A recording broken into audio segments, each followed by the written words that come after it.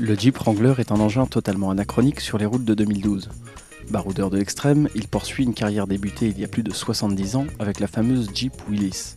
Apparue en 2007, la génération actuelle est disponible avec un diesel de 200 chevaux, mais reste également proposée avec un V6 essence combiné à une boîte automatique à 5 rapports. Vous avez dit à l'ancienne ? Les anachronismes débutent dans l'habitacle. Bien équipée, notre version Sahara se dotait d'un GPS, de la climatisation ou des sièges chauffants. Voilà pour la partie 2012. Le reste est rustique. Les plastiques durs sonnant creux et les détails agaçants comme l'absence de réglage en profondeur du volant démontrent des progrès restant à faire chez Jeep. On apprécie par contre la possibilité d'enlever les panneaux avant du toit.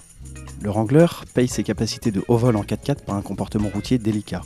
La direction trop assistée, les suspensions typées hors piste, la boîte lente et l'empattement court incitent à la prudence sur le bitume. Dommage car le V6 essence pousse joyeusement grâce à ses 284 chevaux et son couple de 347 Nm. Le passage à la pompe est moins heureux avec une conso dépassant les 15 litres. Dans cette version 2 portes, le Wrangler n'est vraiment pas fait pour transporter une famille nombreuse. Seuls 2 passagers peuvent embarquer sur une banquette arrière presque inaccessible. Mis à part les pochettes de siège, ils devront également se passer du vide-poche. La partie arrière du toit est, comme toujours, amovible, mais l'opération nécessite quelques outils. Le coffre s'ouvre en 2 temps, d'abord avec la porte arrière réclamant de la place pour se déplier, puis la lunette à relever. Le volume de chargement est alors limité avec seulement 141 litres lorsque la banquette arrière est en place. Une fois celle-ci enlevée, le Wrangler revendique alors 713 litres et profite d'un plancher plat.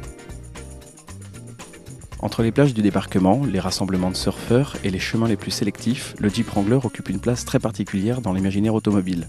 Sa personnalité atypique permet de lui pardonner la plupart de ses défauts. Plutôt élevé par rapport à ses qualités routières, son tarif le place en concurrence avec le Land Rover Defender, mais il reste bien plus accessible qu'un Mercedes Classe G.